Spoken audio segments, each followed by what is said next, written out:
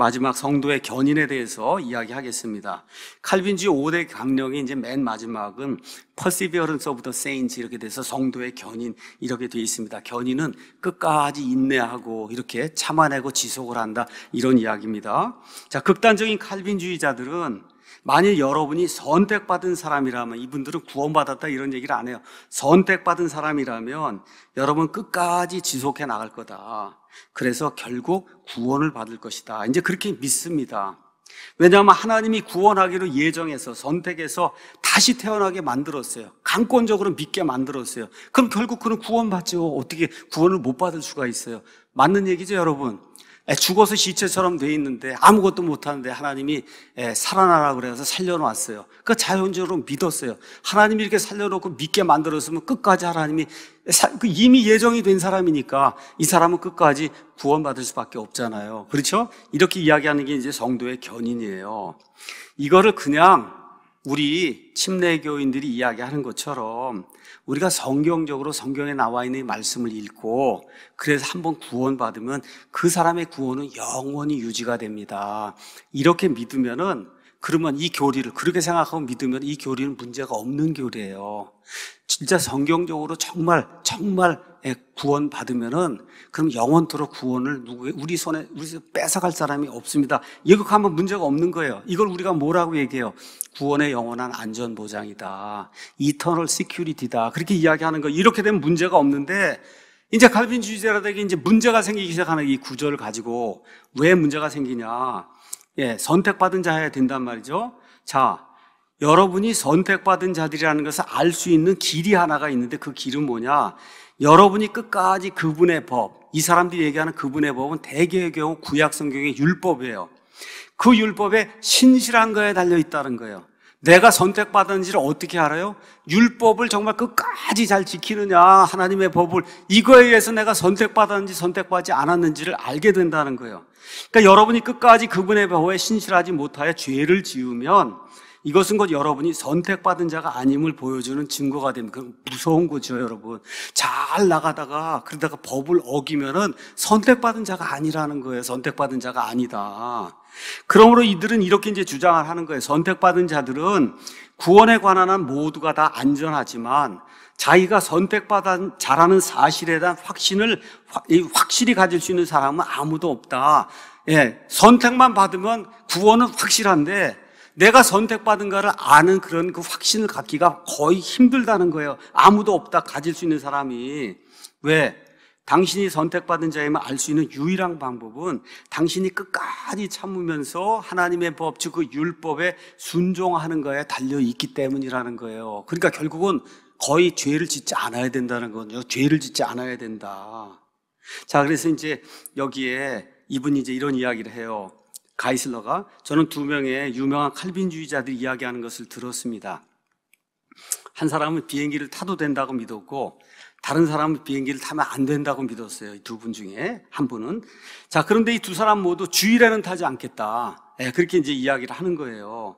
그 이유는 이것이 안식일을 범하는 것이라고 믿었기 때문이에요. 여러분, 칼빈주의자들은 이 율법 준수, 어떤 뭐 구약의 그 안식일, 주일의 안식, 이런 거가 굉장히 강한 거 여러분 아시는지 모르겠어요. 그렇게 강해요. 이렇게 되니까 주일을 어떻게, 안식일인데 그거를 범하면은 그러면 안 된다는 거죠. 그래서 칼빈주의자들 가운데 다수는 아직도 우리가 구약시대 안식일을 지켜야 한다고 믿습니다. 이게 지금 가이슬러의 이야기입니다. 그런데 사도 바울은 분명히 이야기했습니다. 우리는 율법 아래 있지 않다. 더 이상 은혜 아래 있다. 로마서 6장 14절, 너희가 율법 아래 있지 아니하고 은혜 아래 있으므로 죄가 너희를 지배하지 못한다. 우리가 율법을 벗어났다는 거예요. 갈라디아서 5장 18절에 그러나 너희가 성령의 인도를 받으면 율법 아래 있지 아니하다. 율법의 그 속박에서 벗어났어요. 안식일 준수에서 벗어난 거 여러분 믿으십니까? 고린도후서 3장을 보면 구약시대 율법이 이미 사라졌어요. 자, 이 사람들이 왜 이런 이야기를 하느냐? 이들의 생각 속에는 다음과 같은 것이 들어있기 때문입니다. 이 두 사람은 전 생애를 주님을 섬기며 이제 살아왔어요. 근데 주일에 비행기를 타면은 이분들 생각이 뭐야? 하나님의 안식일을 범하는 거잖아요. 율법을 범하면 그런 일이 되는데, 근데 마침 그날 비행기가 추락을 했다. 그러면 어떻게 돼요? 예, 그들이 선택받은 자들이 아님을 보여주는 증거가 된다는 거, 그날 죽으면은.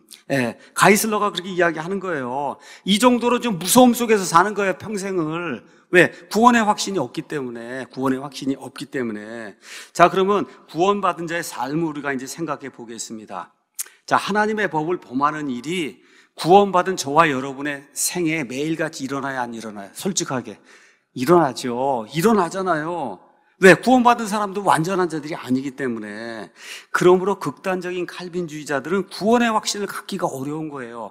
왜 그러냐? 퍼펙트한 삶이 내 속에서 나와야만 내가 선택받은 자라고 하는 게 증명이 되는데, 내 삶을 내가 돌이켜봐도 매일같이 죄가 나오잖아요, 이게. 이렇게 되니까 어떻게 돼요? 구원의 확신이 없게 되는 거예요. 구원의 확신을 놓치게 되는 거예요. 끝까지 하나님의 법을 지켜야만 하나님의 선택을 받은 사람으로 드러날 수 있기 때문에, 그래서 구원의 확신을 가질 수가 없는 거예요.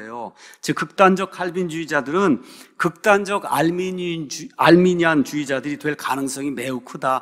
알미니안주의의 특징이 뭐예요? 구원을 잃어버릴 수 있다는 거잖아요. 그렇죠? 예, 5대 강령, 알미니안주의의 5대 강령 맨 마지막에 가면 구원을 잃어버릴 수 있다는 거예요. 율법을 지키지 못함으로 구원을 잃어버릴 수 있다는 그런 생각 속에 빠져있는 극단적 칼빈주의자들이 상당히 많다.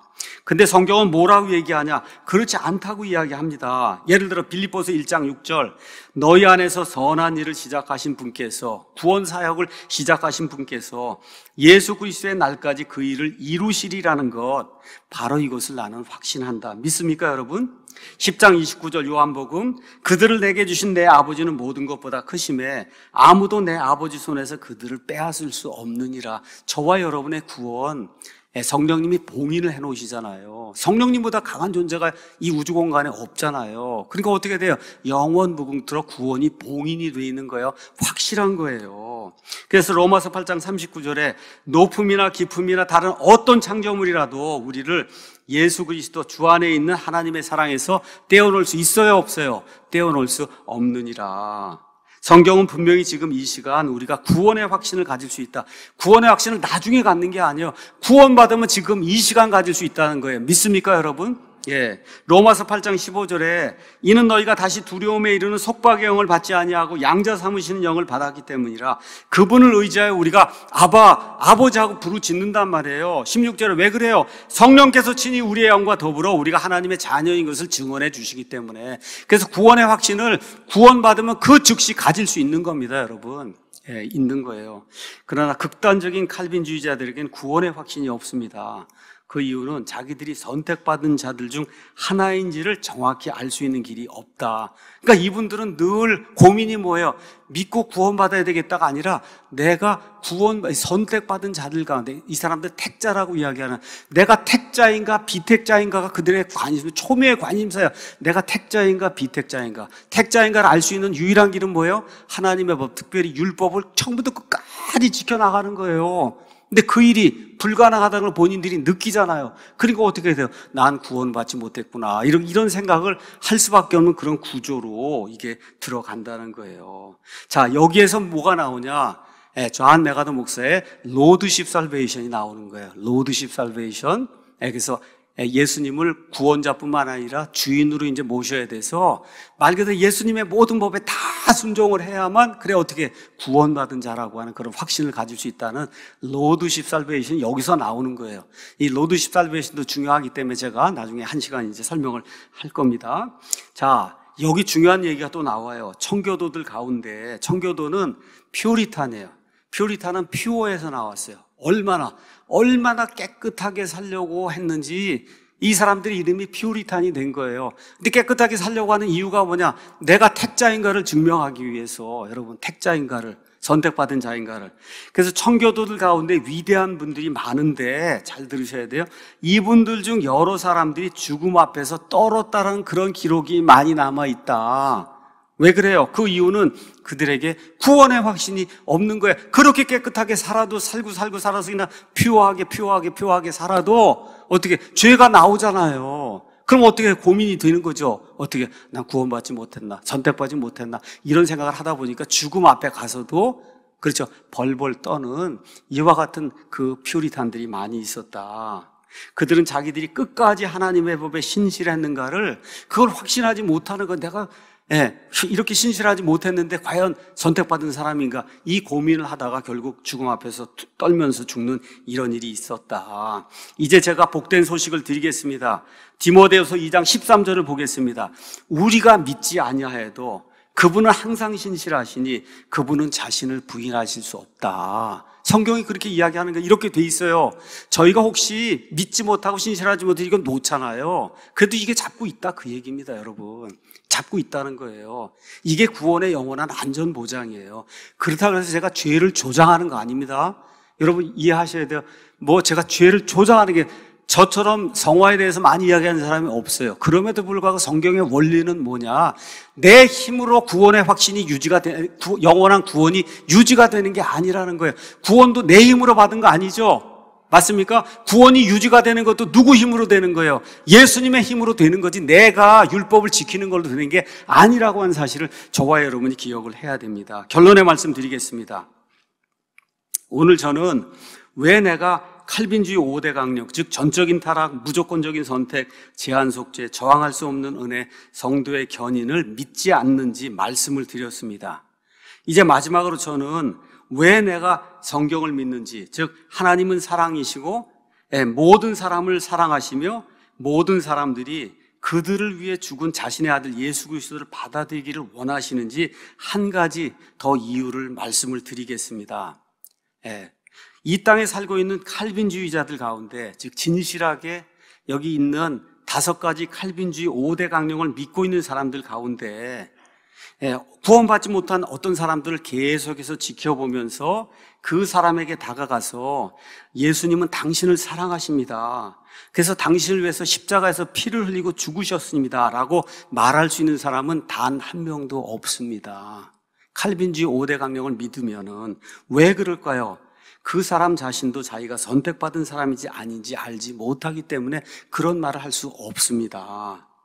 그래서 그는 구원받지 못한 사람에게 다가가서 예수 그리스도께서 당신을 사랑하시고 당신을 위해 십자가에서 피를 흘리고 죽으셨습니다 그런 말을 할 수가 없습니다. 그러나 저는 모든 사람에게 기쁨의 큰 소식을 드릴 수 있습니다.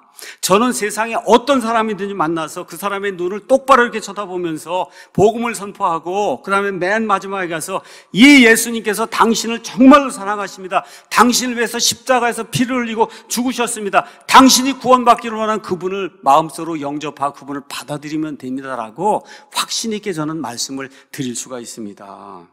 예수님이 뭐라고 말씀하세요? 그럼에도 불구하고 뭐라 그래요? 예수님이 강제적으로는 안 된다 그러잖아요. 그렇죠? 그래서 마태복음 23장 37절에 오 예루살렘아 예루살렘아 내가 얼마나 자주 네 자녀들 함께 모으려 하였더냐. 전도도 하고 선교도 하고 그리고 복음을 선포하기도 하고 우리가 가서 하잖아요. 그러나 너희가 원치 아니하였도다. 그 상대방이 원치 않으면은 아무리 좋은 복음을 아무리 설명해도 그렇죠. 그 사람 구원받지 못한다는 거예요. 원하지 않으면 아무도 그분의 은혜를 받을 수 없기 때문에 제가 강제적으로 그 사람을 믿게 할 수는 없지만 그 사람에게 예수 그리스도를 믿으면 구원받는다라고 저는 정확하게 이야기할 수가 있습니다. 기도하겠습니다. 여러분 가운데 아직 구원받지 못한 분들이 있으면 저는 오늘 그런 분들이 우리의 구원자 예수 그리스도를 마음에 받아들이시기를 기도합니다.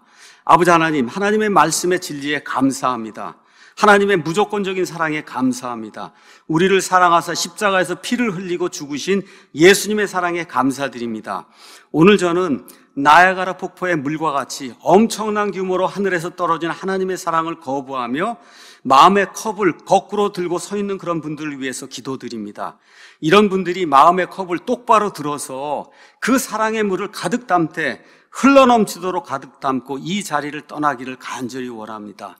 이 자리에 앉아있는 분들 가운데 여전히 컵을 거꾸로 들고서 사랑의 물을 받지 못하는 그런 사람이 한 명도 없도록 우리 주님께서 도와주시기 바랍니다. 이 사람들이 자유롭게 마음을 열고 그 컵을 바로 세워서 나야가라 폭포에서 떨어지는 그 엄청난 규모의 그 물처럼 떨어진 하나님의 사랑을 담아갈 수 있도록 도와주시기 바랍니다. 그들을 설득해 주시기 바랍니다. 예수 그리스도를 그들이 구원자로 받아들일 수 있도록 도와주시기 바랍니다. 우리의 구원자 예수 그리스도의 이름으로 기도합니다. 아멘.